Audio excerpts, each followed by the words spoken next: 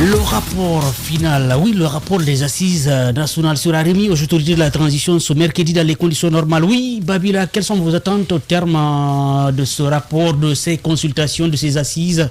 D'abord, il faut rappeler les faits. C'était justement l'occasion du discours de Lang, le premier discours de Lang que le colonel Doumbouya a tenu, qu'il a annoncé, n'est-ce pas, la tenue des assises nationales qui sont appelées, n'est-ce pas, journée de vérité et de pardon. Ouais, sans parler de justice. Journée de vérité et de pardon. Bien. Et donc, ce qui devrait être fait dans le premier trimestre de l'année 2022, et c'est au mois de mars, pour être plus précis, le 22 mars dernier, que ces assises nationales ont été lancées, et dans toutes les préfectures, dans les 33 préfectures et dans les 5 communes de Conakry, et également dans des représentations diplomatiques à travers le monde.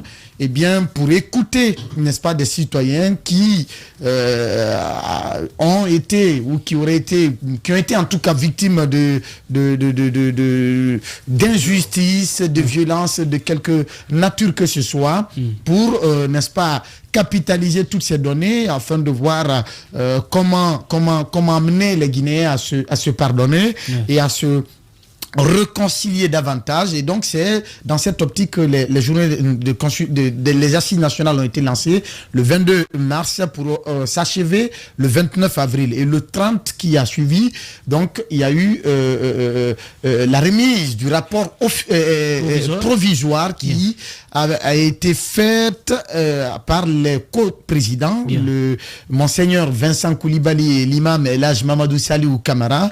Eh bien, c'est après, n'est-ce pas, cette remise du rapport officiel, ou du rapport provisoire, qu'on leur a donné du temps, le comité national des assises, pour travailler davantage sur les données qui ont été récapitulées, en tout cas à tous les niveaux, afin de produire ce rapport final qui, en ce moment même, va être remis, parce que c'est à 10h00 et qu'ils sont censés se rendre au palais.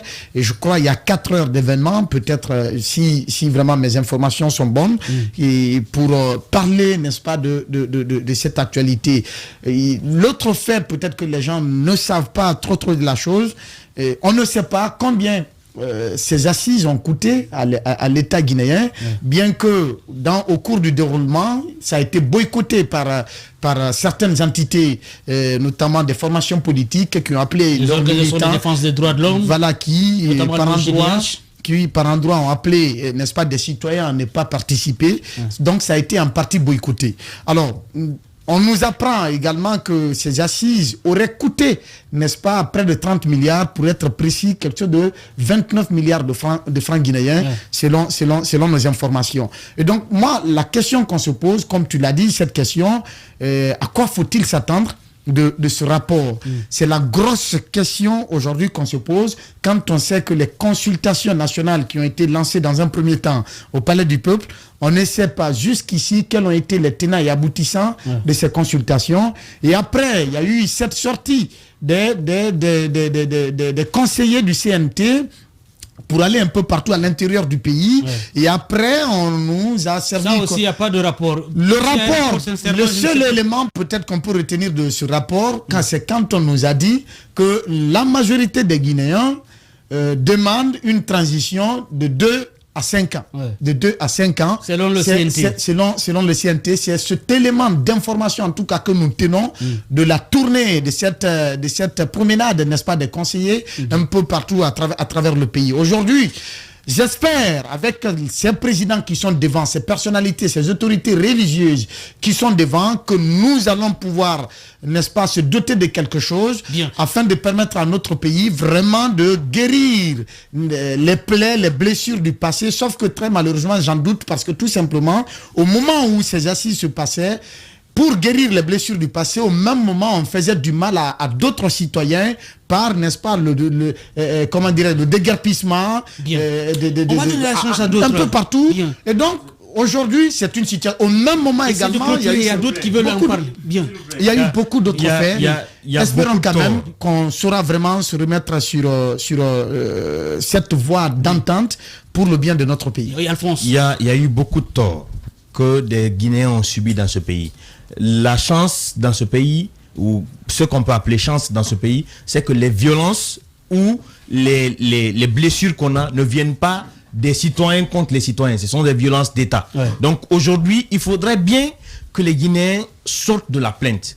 Il y a dans d'autres pays ces recours collectifs où des citoyens qui ont été victimes de la même chose ou de la même situation se mettent ensemble pour contraindre l'État. Pas forcément. Alphonse, il n'y a pas que ça, il y a eu des affrontements. Il ne faut pas oublier. Oui. Les violences d'État, d'accord, mais des affrontements communautaires ont eu lieu dans ce pays. Même ça, les autorités. J'en suis victime. Je sais, Babila, j'en suis victime. On a vécu à la même époque cette même violence dont tu es en train de parler. Je suis en train de te dire que même ça, l'État était responsable.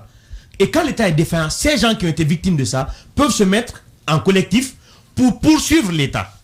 Le cas de Zorota, le cas récent dont on est en train de parler, ceux que la Cour de la CEDEAO ceux pour lesquels la Cour de la CEDEAO avait condamné l'État.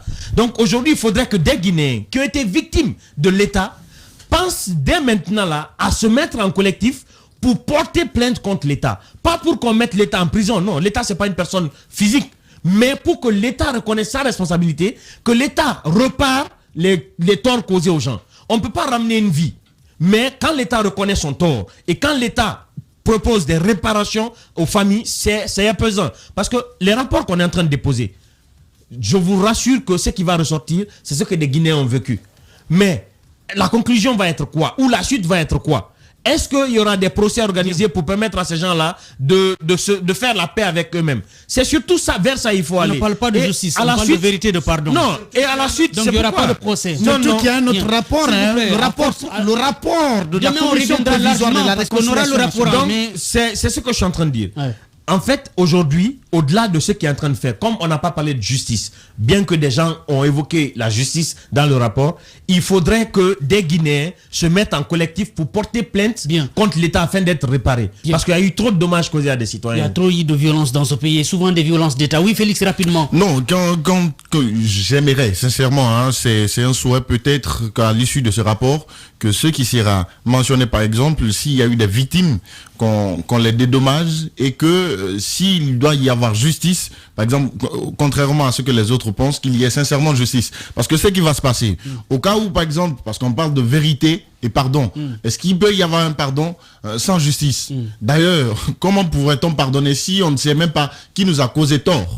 Tu vois un peu le problème là où ça peut se poser. Donc moi, je veux sincèrement qu'il y ait pardon, qu'on dédommage par exemple, mais il faut qu'à la base qu'il y ait justice. Parce que s'il n'y a pas de justice, ces actes on peut les reprendre après, parce que on demande par exemple justice, c'est pour ne pas sincèrement que ces actes qui se répètent, mais malheureusement en Guinée on est dans un éternel recommencement. On a l'impression que les actes se reprennent au fur et à mesure parce que justement il n'y a pas de justice. Oui, Cap, rapidement sur la question. C'est vrai que demain certainement on aura le rapport, c'est que Babila va fouiner. Ben écoutez, offrir aux prochains dirigeants de la Guinée une nation rassemblée, forte, unie et prospère, c'était les mots du colonel Mamadi Doumbouya à l'ouverture de ces assises nationales.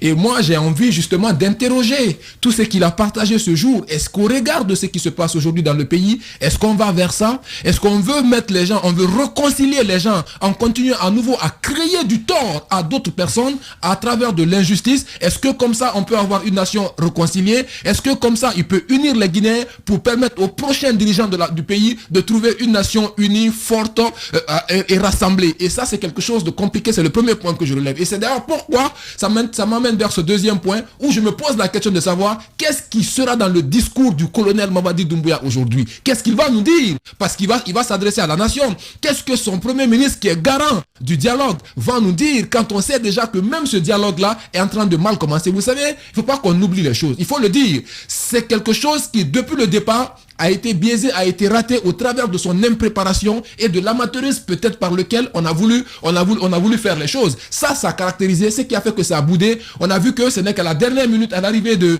Baouri, je le disais hier, et Dr Makale, qu'on a vu maintenant des TDR, des thèmes de référence qui expliquaient un certain nombre de choses. Donc certaines personnes ayant boudé ces assises nationales-là, et au regard de ce qui est en train de se passer aujourd'hui dans le pays-là, est-ce qu'on peut dire qu'on est sorti d'affaire? Là, c'est une grosse interrogation, sachant que par le passé, des conclusions avaient été tirées?